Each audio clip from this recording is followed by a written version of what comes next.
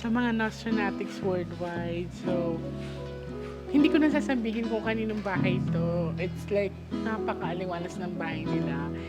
And, naimbitahan po tayo ulit.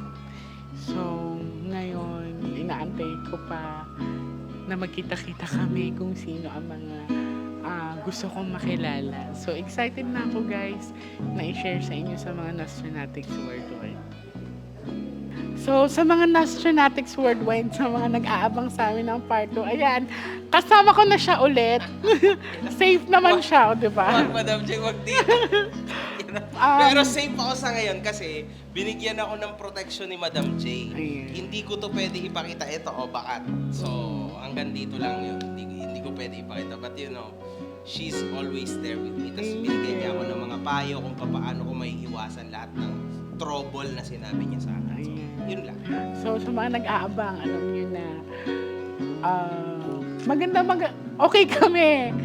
And then, gusto ko din makilala Andito si si Marie. ating, si Marie Fowler. Ayan, napapanood ko din siya with the Toro family. So, Medyo may pinagdadaanan nga lang siya. at titingnan Alam natin. So, ngayon kasi isang karangalan na maimbitahan din ako nila. No? So, titingnan natin mamaya kung handa ba sila sa mga ipapakita sa akin ng mga baraha. Lang ka nag-start na parang naku-curious sa ganong bagay? Actually, ever since po nung Do you had like any experience na near death or may nagpakita na ba sa'yo before, naramdaman mo? meron po kasi ako na-experience na sunod-sunod dyan nung college ako eh. Parang may moment na, pasakay kami ng jeep. Oo. Sabi ko, nagsisiksikan yung mga tao sa jeep na to, nararamdaman ko may jeep na babalik na walang laman.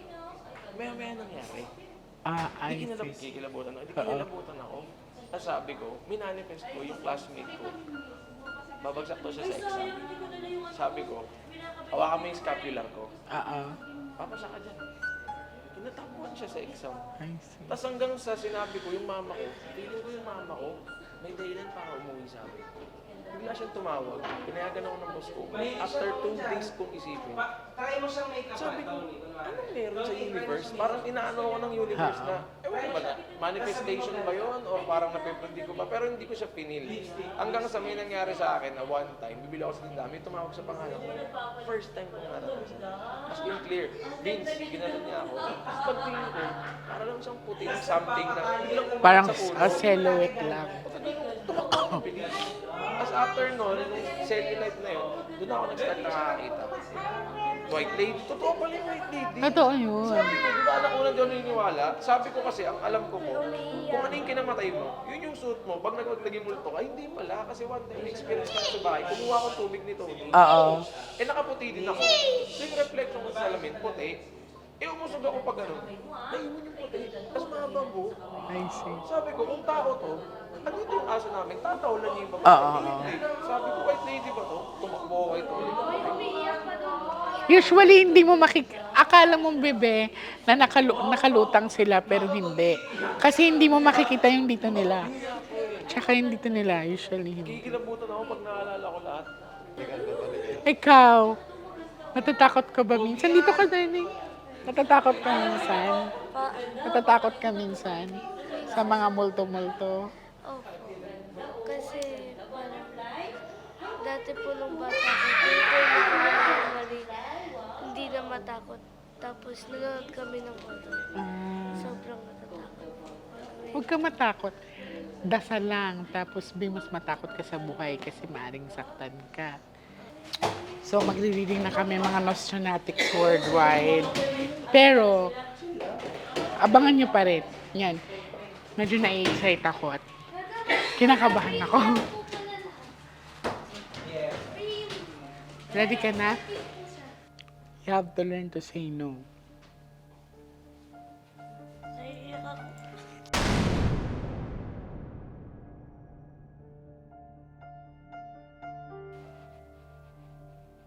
This is a reflection of third party. May crackdown ang relationship mo, darling. Hindi mo to deserve. You're pretty. Maganda ka, Day.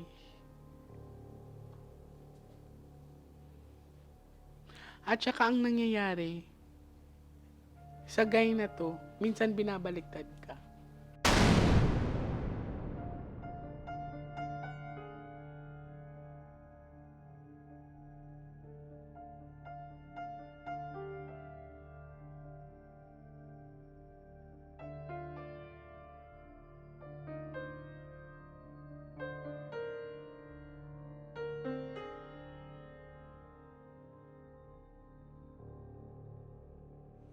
Hello sa mga Nostronatics worldwide, sa mga abangers, ayan, tsaka sa mga OFW ko na supporters. Maraming salamat po.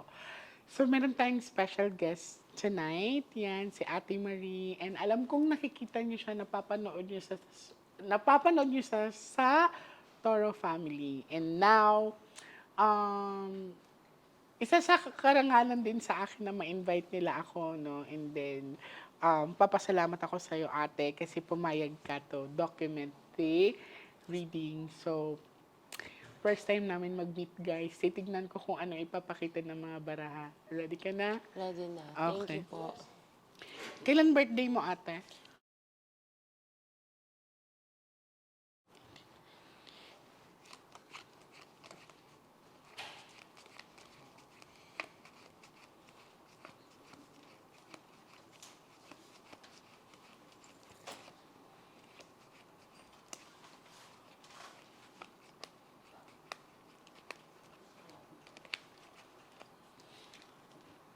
Mga Nostronatics, napapanood ko din siya, no, sa ilang mga vlogs. Pero yun nga, wala pa kaming special communication talaga, and na-excite din ako kasi napapanood ko din sila.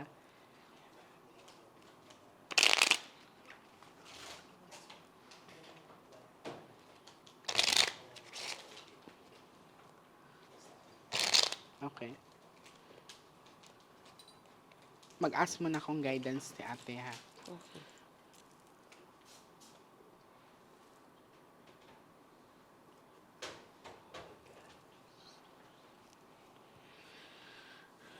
Okay. Now, I want you to focus.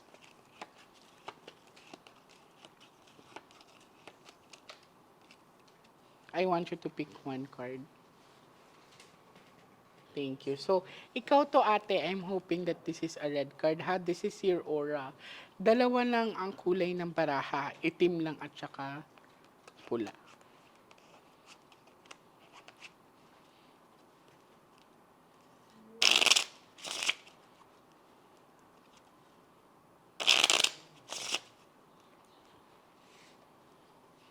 Cut the cards into 3. Thank you. Now, kumuha ka ngayon ng 7 cards of total. Lagay mo dito. Face down lang, darling. Take your time.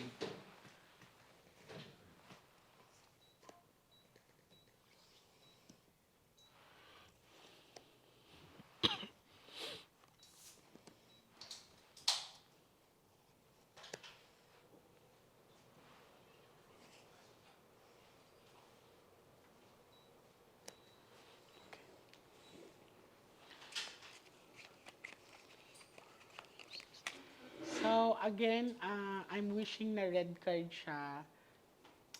This is aura ni Ate Marie. Okay, it's a red card. You're Queen of Diamond, darling. Ano ang representation ng diamond? Diamond kasi is one of the hardest stone.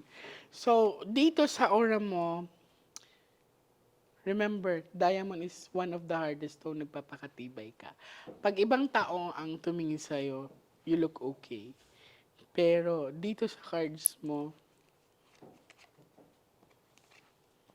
look, sa first set of the cards niya, itim siya. Meaning, mukhang okay yung aura niya, pero hindi siya okay inside.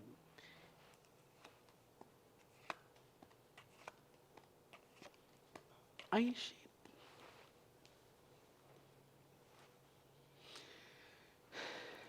Kung mapapansin mo, darling, mas madaming itim kaysa pula. Ano pa napansin mo sa cards mo?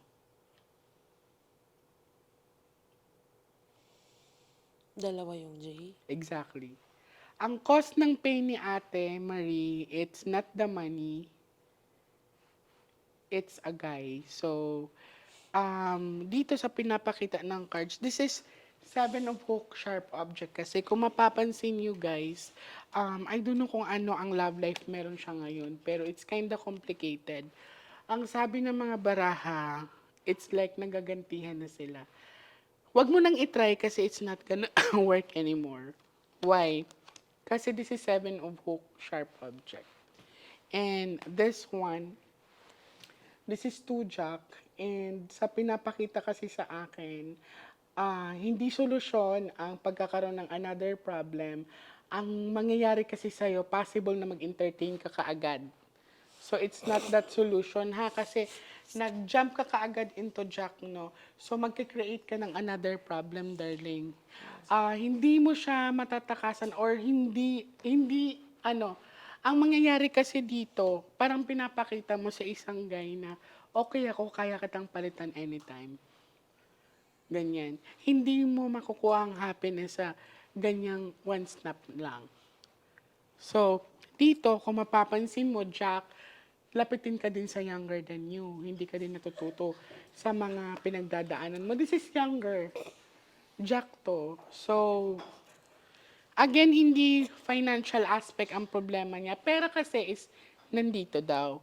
Kaya lang, sa relationship, matapang siya tingnan ha, pero she's weak when it comes to decision making sa ano. Hindi daw to unang beses kasi this is a sharp object. So, paulit-ulit lang to, te. Okay? Tingnan natin.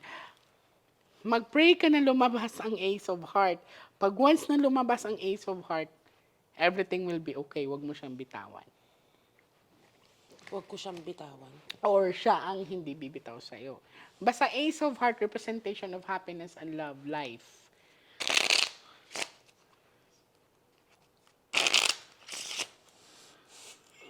Cut the cards into 3. 3 Go. into 3 po. Yes po.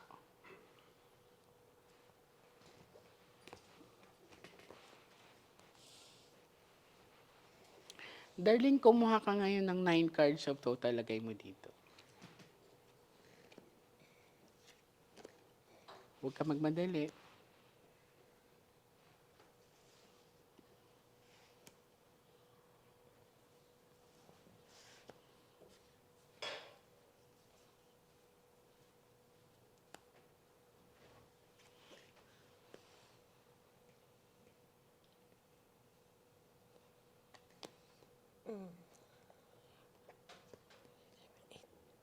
One more.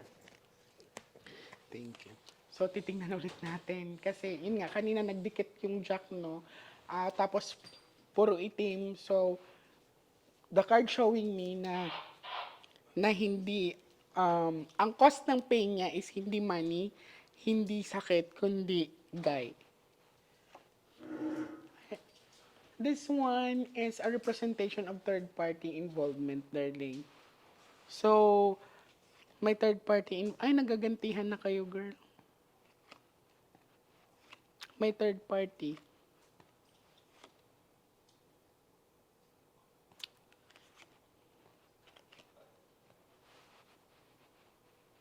This is a reflection of third party.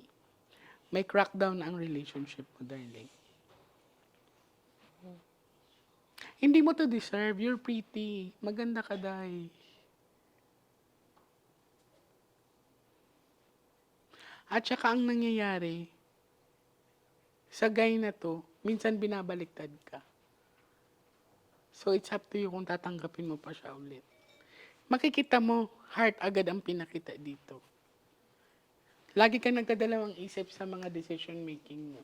Ang nangyayari kasi sa'yo, nahihirapan ka mag-move forward kasi lagi kang lumilingon sa nakaraan mo.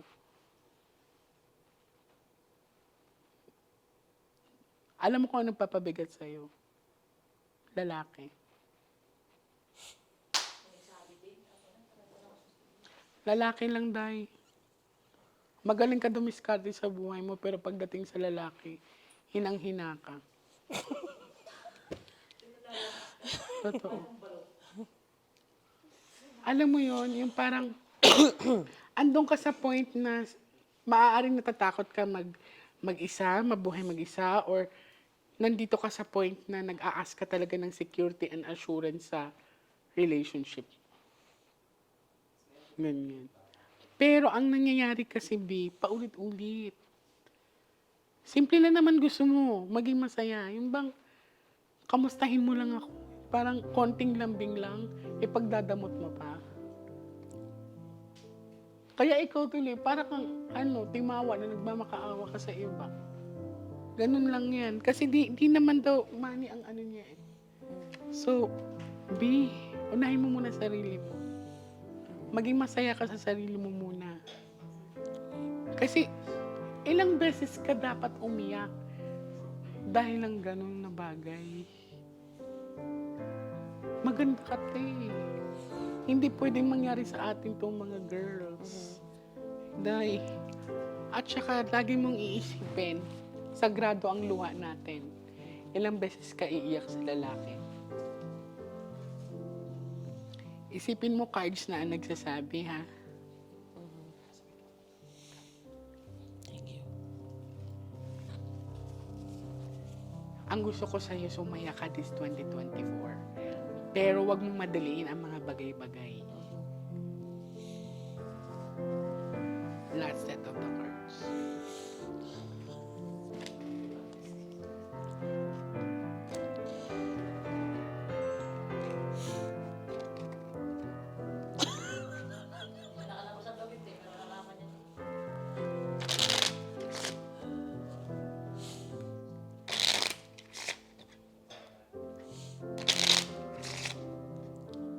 Cut the cards into Into? tatlo.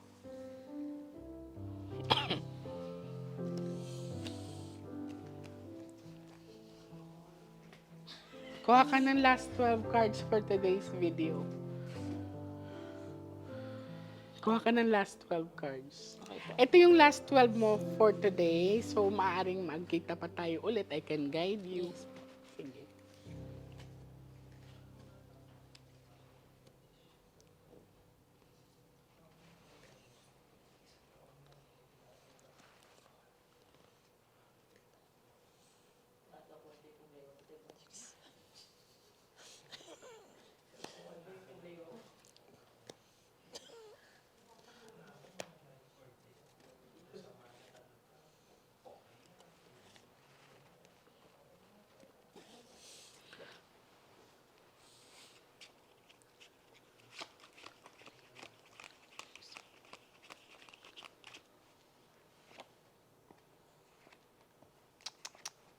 Tingnan mo ate, lalaki lang talaga.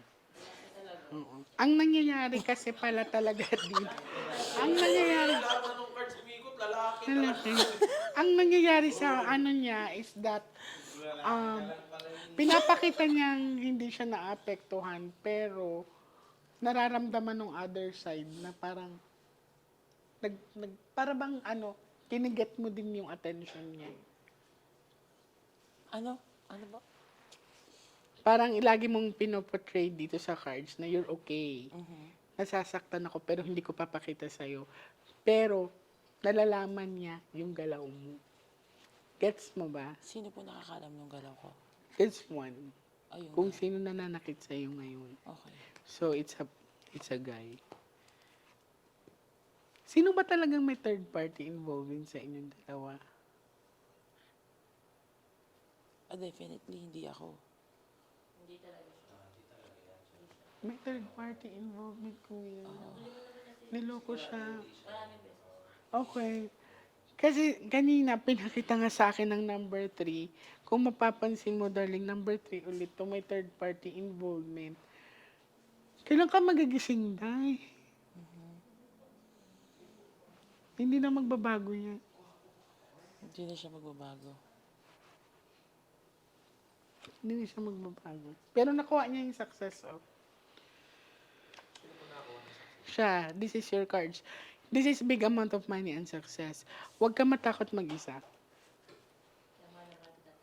Ang nangyayari kasi sa kanya, sobrang ma-pride siya. Laging may gustong patunayan.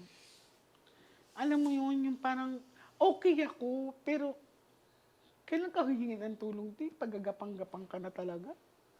Ganun ako. Gagapang muna ako bago ko humingi ng tulong eh. Sa ngayon, minsan kasi sa laban, hindi pwedeng ikaw lang mag-isa, dahil. Yes, kuya. Huwag mo nang antayin yun, huwag mo nang huwag mo nang bigyan ng tsansa. O, tignan mo, ano niya, kahit nalikate. Tignan mo, nag-iisang babae, puro lalaki yan. Ano pong ibig sabihin? Ibig sabihin yan, huwag kang matakot na mawala siya or mag-end up talaga kayo kasi may darating pa sa yung panibago, girl. Pero wag mo agad, wag ka wag ka kaagad mag-jump into like kasi isipin mo may pangalan ka. I mean, napapanood ka.